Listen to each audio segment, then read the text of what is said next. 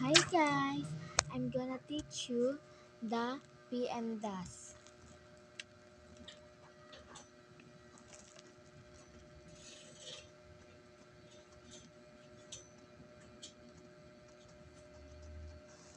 Okay.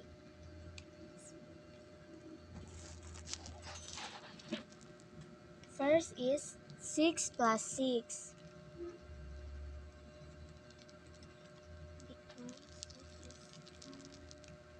equals 12.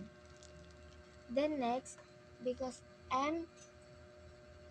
PEMDAS, the next is M. It stand for multiplication.